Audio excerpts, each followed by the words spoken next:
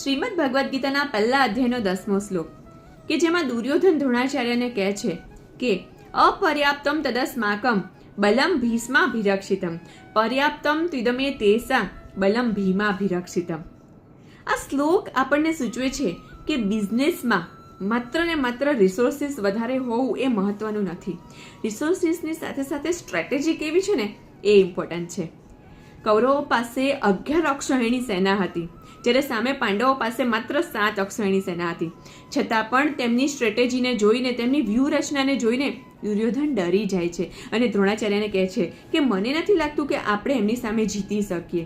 એમના કરતાં આપણું સૈન્ય ઘણું નાનું લાગે છે. આ જ બાબત આપણે સૂચવે છે કે આપણી પાસે ભલે ગમે તેટલા રિસોર્સિસ હોય, પણ જો આપણી સ્ટ્રેટેજી સારી નહીં હોય ને તો આપણે જીતી નહીં શકીએ. સ્ટ્રેટેજીની સાથે સાથે મહત્વનું છે ગુડવિલ. કૌરવોએ દુર્યોધને ભગવાન શ્રી કૃષ્ણ પાસેથી એમની અક્ષૌહિણી સેના માંગી, જ્યારે સામે અર્જુને કીધું કે માધવ હું તો માત્ર તમને ઈચ્છું છું. ત્યારે ભગવાન હસતા હસતા પૂછે છે કે હું આખા યુદ્ધમાં શસ્ત્ર પણ નથી ઉઠાવવાનું, છતાં પણ તે મને કેમ માંગ્યું? ત્યારે અર્જુન કહે છે કે માધવ તમે છો ને મારી સાથે, એટલે હું ચોક્કસપણે યુદ્ધ જીતી જઈશ. અહીંયા ગુડવિલ છે ને એ ખૂબ મહત્વનું છે. માટે બિઝનેસ માટે રિસોર્સિસની સાથે સાથે જરૂરી છે સ્ટ્રેટેજી અને ગુડવિલ. રાધે રાધે.